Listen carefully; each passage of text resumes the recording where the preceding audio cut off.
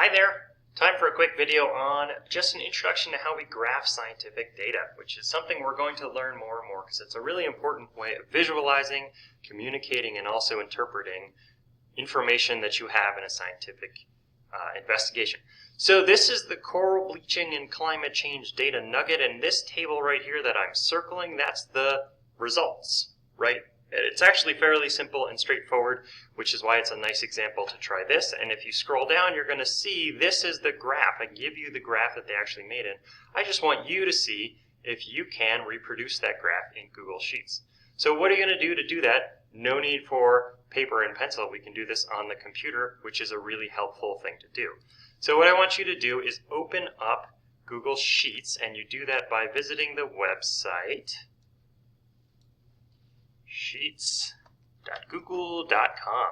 Or if you're more familiar with how Google stuff works, just go new, Google Sheet. Easy enough. Okay, so this is a spreadsheet, and a spreadsheet is a powerful software tool that we use in order to manipulate numbers. We can record lots of data in here, we can move them around, we can do math on them, and we can do a whole lot of math really quickly. So that's why it's really useful. Originally, this was intended for business and financial reasons, but it's also pretty useful in science, and it's something you're going to be expected to know how to do as you move along in your academic career. So let's get familiar with it.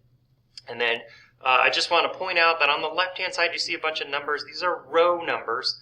On the top, you see a bunch of letters. Those are column letters. And so each one of these boxes that you can put things in is called a cell, and it's designated by its column and row. So this, for example, is cell B2. Okay, so if we wanted to make a graph out of this data right here, we would want to take this information, we want to put it into that spreadsheet. And to speed things up, I've done that already, so take a look at this spreadsheet over here, and what you're going to see is pretty close reproduction of what was there. I have the inshore and offshore, I have normal and heated, and then in this last column, instead of putting out of 15, I simply put the numbers, because if I put 0/15, it's going to think that's actually a date. So this is a specific example where I don't want to do exactly that because that's going to confuse the spreadsheet. I'm just going to use the number, right? How many? And then I could describe in my axis title that this is number of corals out of 15. And then my computer is being really slow here, but what you can actually do in a spreadsheet is click and drag over the entire data area. And once you've selected all of that, there's this little button right here that looks like a little tiny bar graph. And if you click that, it creates a graph for you. And that's really helpful because it makes it a really quick process, but you do want to be careful that whatever it makes is what you want, and it's displaying it the right way, because sometimes it guesses wrong. It kind of guesses what you want, and sometimes it guesses wrong.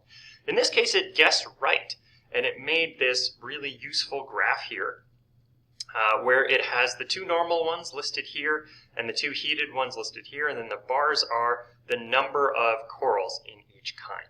And so as long as you can get to that step, you've gotten through this first part, this easiest little test of how to do a graph in Google Sheets, and we'll do lots more on that. Thanks for watching. See you next time.